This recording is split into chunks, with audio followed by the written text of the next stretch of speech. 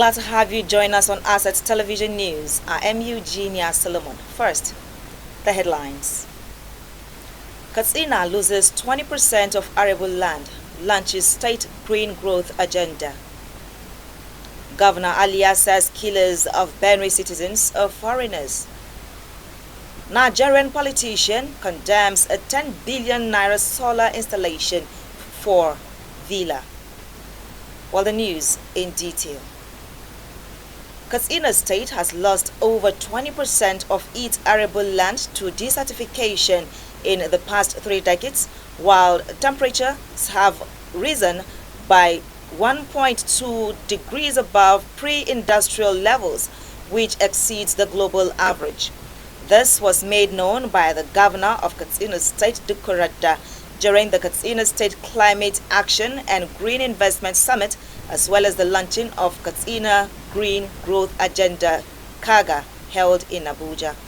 Since assuming office, we have tackled these challenges head-on, and we are not leaving any stone unturned. We have sought partnership with the federal government. At the international level, we have equally received tremendous attention to address these challenges. The governor further enumerated the administration's achievements recorded in climate-related development, where funds and energy were invested.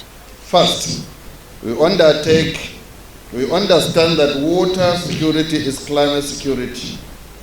The two are inseparable. For that reason, established Katsina State Irrigation Development Authority, first of its kind in the subnational. Through this institution, we have distributed dry season inputs, thousands of solar power irrigation farms to farmers to enable year-round production despite challenges attached to seasonal farming. Furthermore, we have distributed power tillers,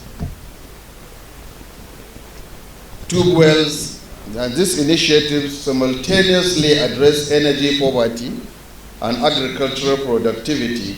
We have coupled this with capacity building of the beneficiaries to ensure technology transfer is accomplished by knowledge transfer. On the power sector, he said that his administration has secured a transformative 500 million partnership, which is near in completion of about 5 megawatts, adding that the administration has successfully upgraded about 150 primary healthcare centers with solar power electricity, as well as primary schools and health centers with power boreholes. Meanwhile, Minister of Arts, Culture and Creative Economy, Hannatu Musa, said the creative economy has the potential to be a powerful force in addressing some of the most pressing environmental issues like the climate crisis. One of the key roles that the creative industry is trying to do is to educate and raise awareness through the power of storytelling, film, music, and visual arts. We can play a transformative role in communicating the urgency of climate change. The creative economy has the power of messaging, something that resonates with each and every single one of us in a very special way that even government cannot. So we can use this power of messaging to try to educate the less privileged in our society about how climate change affects them, their families, and their communities. One of the key roles that the creative industry... There was also a competition in primary and secondary schools in the state, and winners were awarded 500,000 naira each. The summit was themed Turning Climate Challenges into Development Opportunities in Katsina State. Moving over to security matters now, at least 11 persons were killed in the early hours of Wednesday when suspected armed herders attacked and the Afia hamlet of the Ukum local council of BENUE State. This incident reportedly comes 5 days after more than 50 farmers were massacred in the local council of Ukum and Lugu. At a security meeting in Makudi, the Teukum Yokiakavi and denounced the attacks, calling them intentional and unjustified acts of aggression by roving herdsmen. The attacks, according to him, were a part of a bigger scheme to evict and confiscate local farmers' land. The Tehukum said the attacks began in Logo, extended to Ukum on Good Friday, adding that more bodies are being found. Other persons are still unaccounted for and still tallying the casualties. He noted that the herders of today are not the same as those who arrived in the region in the 1970s and 1980s when they brought their families and cattle during the dry season and lived in harmony with the people. Still in BENUE State, the governor of the state, Alia, has issued a chilling warning to the nation, saying the killers wreaking havoc across BENUE State are not Nigerians. According to the governor, the armed men posing as Fulani herders are actually foreign militants from Mali, masquerading as locals to carry out deadly raids. Alia said the attackers speak a different form of Hausa and Fulani, use sophisticated weapons like AK-47s and AK-49s, and do not resemble the traditional Fulani herders Nigerians are familiar with. According to him, BENUE has endured repeated bloodshed in local government areas like Otukpo, Ado, and Logo. The governor now believes the violence is no longer just a national crisis. According to him, it's an international breach. The Nigerian Bar Association NBA branches in Plateau State have called on the federal government to stop transferring suspects arrested in connection with the recent killings in Bokos and Basa local government areas to Abuja, insisting that they must be prosecuted in the state. The Just Branch chairman of the association, Leah Dagun Hassan, who led her counterparts from Pangshin, Bukuru and Shandam to the press conference in Jos, described the recurring attacks as genocidal and intentional, warning that the time for rhetoric is over. The reaction of the Nigerian Bar Association is adequately captured by the president of the association, Mazi Afam Osiwe-san, in the press release of 15 April 2025, calling on the government to rise up to its responsibility of safeguarding and protecting the life of the citizens. NBA adopts in totality the president's address, calling the government to uphold the tenets of the Constitution of the Federal Republic of Nigeria, to wit, the right to life. According to her, this is not a communal clash, as stated by some individuals in the society, but an intentional attack to wipe out helpless citizens sleeping in their houses in the night by wicked men who have no regard for human lives. Well, former President of the Senate, David Mark, has called on Idoma sons and daughters to unite against external aggressions in the wake of the recent bloodbath in Idoma land, where hundreds of persons have been killed and thousands displaced.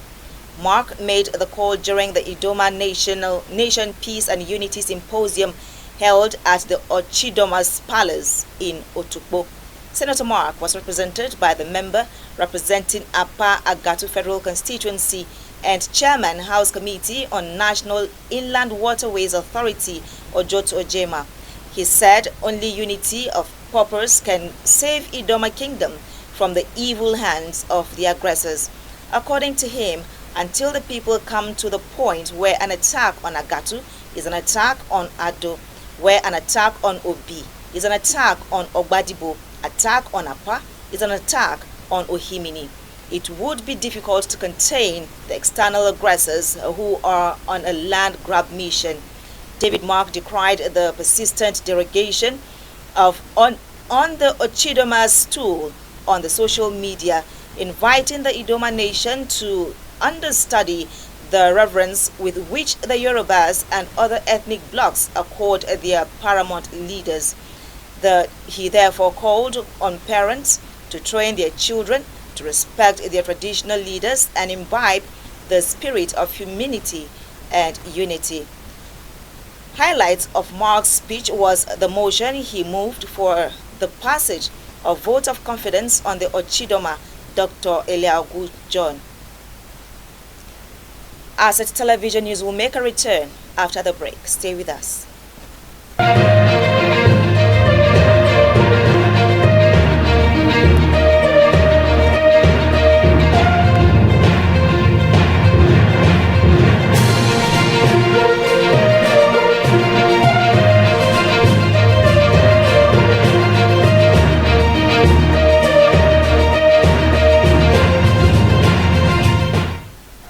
Well, thank you for being there.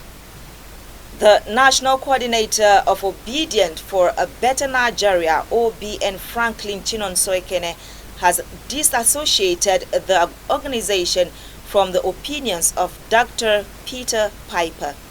According to him, the views expressed do not reflect the official policy or position of the OBN.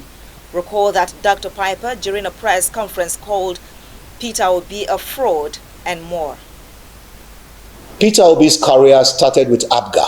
ABGA was a political party that was formed by the late Ikemba Nnewi Odumegwu Ojukwu. That was where Peter Obi cut his political tooth. He promised Ojukwu, under no circumstance will I leave ABGA. He joined ABGA when ABGA was aspiring to become a national party. After ruling for 8 years under ABGA, Peter Obi abandoned ABGA, and not just abandoned ABGA, he fractionalized ABGA to the point where ABGA may never recover. He went to the PDP.